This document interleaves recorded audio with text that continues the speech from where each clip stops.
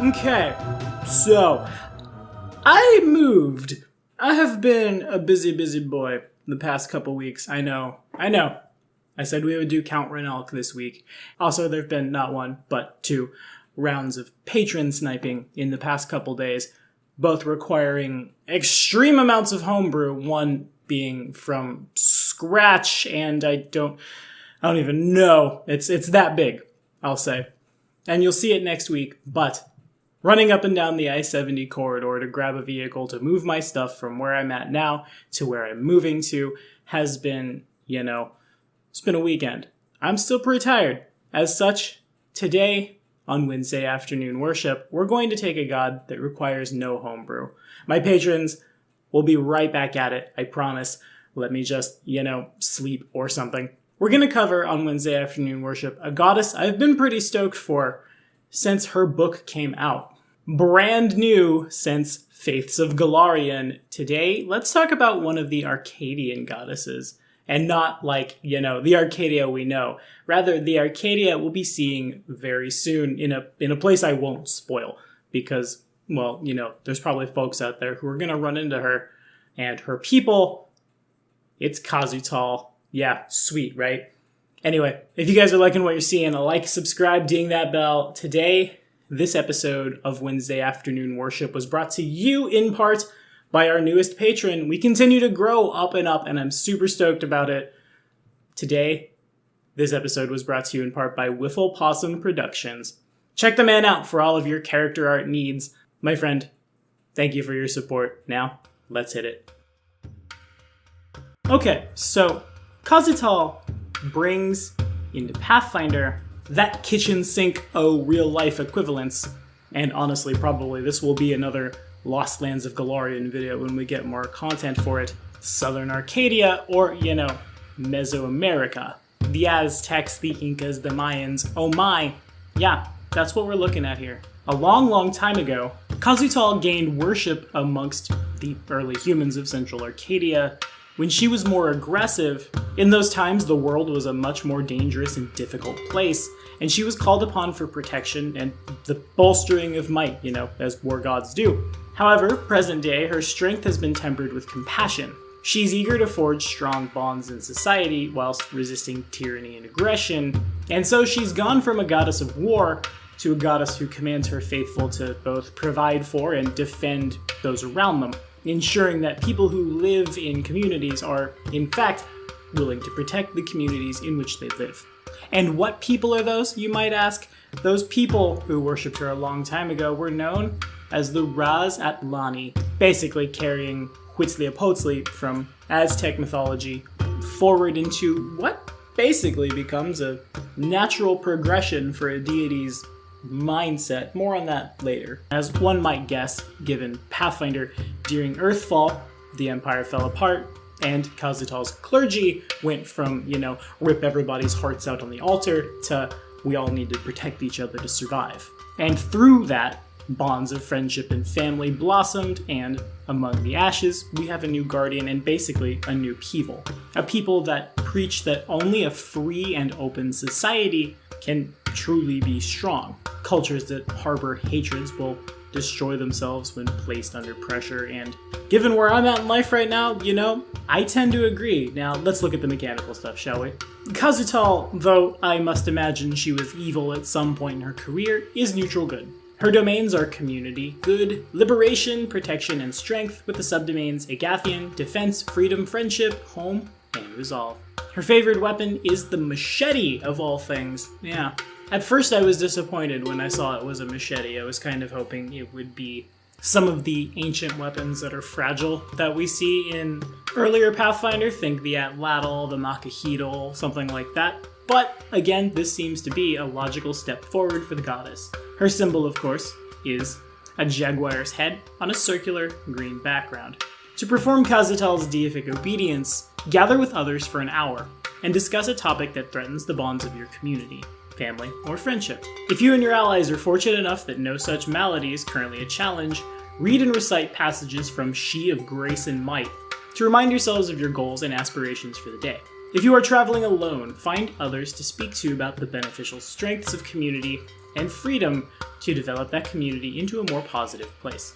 Guide any arguments during this discussion toward understanding and acceptance, even if afterward not all parties agree on the final resolution. So basically just agree to disagree and all that. In return, it's a +2 sacred bonus on diplomacy and intimidate checks. Not bad. Good cop, bad cop, stronger than both. Meet Kazutal. Anyway, Evangelist Boons. It's Liberating Command thrice a day, Mirror Image twice a day, or once a day, Dispel Magic. At 16th level, when your allies are threatened, you have the tools to alleviate them of their imposed limitations. Once per day is a standard action. You can cast either Break Enchantment or Freedom of Movement as a spell-like ability, targeting one of your allies within 300 feet who you can perceive. Now that's important verbiage there. Not see, perceive. Can you hear them?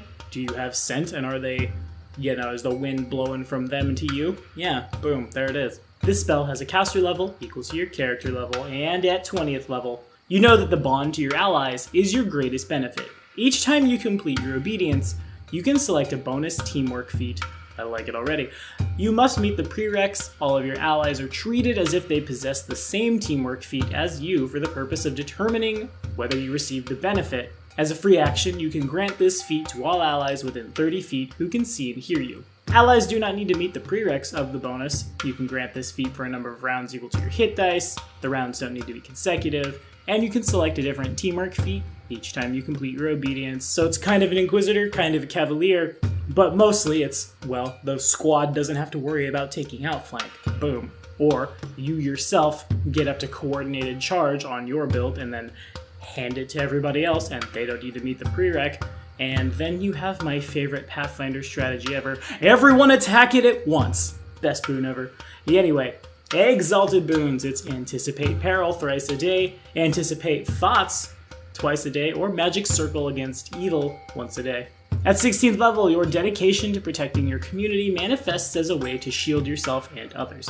3 times per day as a standard action, you can summon a mystical glowing shield that sheds light as a torch. The shield manifests in a square within 30 feet of you, and it can share your space or that of any of your allies. If the defending shield is in a creature's square, it grants that creature a sacred bonus to its AC equal to your wisdom modifier. Now everyone's a monk. I like it. You can move the shield to a different square within 30 feet of you as a swift action, and dismiss the shield for free. It lasts for 10 rounds each time it's summoned. Yeah, that's real good. I thought teamwork feats were neat. That's you play the monk or the shifter. You're the one who's optimized the AC. Somebody has it because their build is a little too rigid, or the point buy was a little too low for them to dip, or they didn't get their hands on the gear. Something like that, and suddenly, there it is, Optimization for all your friends. I love it. At 20th level, you know the benefits of a communal meal shared with friends and family. Once per day, you can create a safe, extra-dimensional space that you and your allies can occupy for a number of hours equal to your hit dice. The space holds as many as 8 creatures of any size that you designate, all of which must be within 30 feet of you when it goes off. Creatures in the space are hidden beyond the reach of spells, including divinations, unless those spells work across the planes. Creatures within the space can see the environs outside of the space, but those outside can't see inside. Within the refuge is a bountiful table set with as many chairs as the number of creatures invited in, and the table holds a delicious feast that acts as the hero's feast spell with a caster level equal to your hit dice. Yeah, even in high level play, I have to imagine Tiny Hut plus Hero's Feast seems pretty good. Yeah, sure, I'll take it. Sentinel Boons. It's True Strike thrice a day, Bull's Strength twice a day, or Heroism once a day. At 16th level, protection of self and community is paramount to you. You gain a +2 sacred bonus to your armor class when using the Aid Another. To increase an ally's armor class, the sacred bonus increases to 4, and the ally gets an additional +2 against attacks. Dang, that's a thing. These are all just pretty good. And at 20th level, you understand that any actions undertaken for good are multiplied by those within your community. Once per day as a standard action, you can cast Battle Mind Link as a spell-like ability. In addition, once per day, you can cast Deflection as a spell-like ability. The caster level of these spells equal to your level. Okay, yeah, all 3 of those are kinda winners. Diverse Obedience grabbing Shared Expertise at 20 is probably my favorite of the 3, but I just like handing out feats.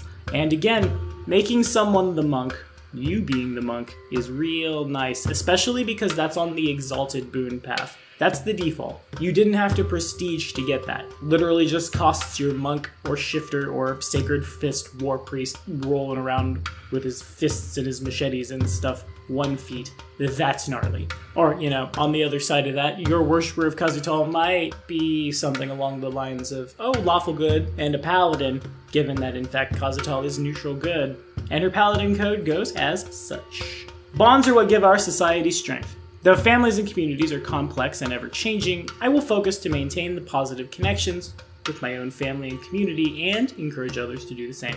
No law, price, or justification can legitimize slavery. I will free slaves where I find them and will never enslave another creature to act against its own will. Conquest is destruction. I will always fight to defend others from violent subjugation, and no tyrant will ever receive my deference. I understand that failure is expected, and that my life belongs to more than myself. If I give my life for others, I do so fully respecting its worth, and I will do my best to prevent others from committing pointless sacrifices. Love is the province of the brave. Aww. If I value something, I must not hide my feelings. I will show the world my love by protecting that which I cherish. My example lends my strength to those who share my love, but fear to act. I will defend liberty, even when it challenges established community and family standards. Those who are true to themselves forge the strongest relationships with others, and I must protect them so long as they do no harm and do not infringe on others' liberty in turn. So yeah, basically take the Aztecs as a people and swing them over to the opposite of what we know of them, taking slaves from other tribes in the rainforest, cutting out their hearts and sacrificing them on altars and things. Also, I think it's hilarious that the first of Kazutal's aphorisms, hold your heart boldly, is, not holding the other person's heart. Kind of hilarious. In any case, I really like Kazutal because Kazutal represents a people that I was hoping I would at some point in my career see in Pathfinder, but not necessarily see them as just a bloodthirsty warrior culture. Now, that said, there's probably some bloodthirsty warrior cultures in Arcadia. We have bloodthirsty warrior cultures in the Inner Sea region, but it's not just that, it's diverse. Though I don't necessarily think we'll see an Arcadia world guide, unless Paizo really likes me. Please, Paizo, can we have it? Please, please, please, please, please, please, please, please. But having a culture that is the opposite of what one would expect opens that up, because I think it would be a pretty dry read, if all the Razadlani running around in southern Arcadia were still just, cutting people up. Also, I like Kazutal because Kazutal represents something that we don't normally see in our divinities. What I mean by that is Kazutal represents a change.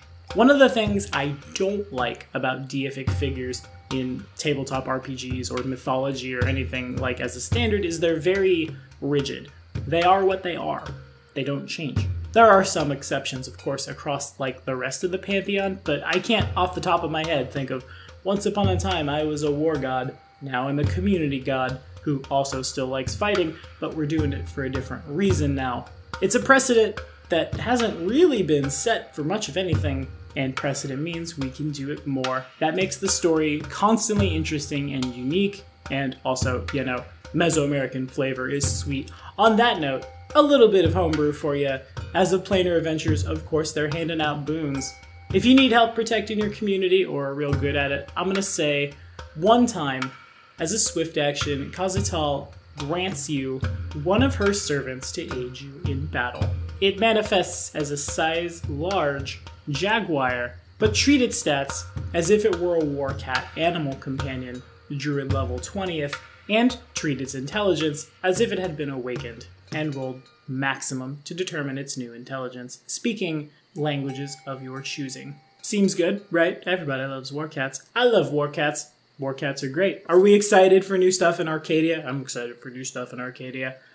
Have we worshipped Kazutal in our games? And what kind of cultures are you hoping to see when we see more in Arcadia moving forward? Down there is where you let me know about it. We'll keep the conversation rolling, guys. Next week on Wednesday Afternoon Worship, we have a patron homebrew request from Jump. It's a deity that is gonna feel kind of along the lines of what we did on Monday, but I have a really good idea for how to weave it into your Pathfinder game, and we'll see you then.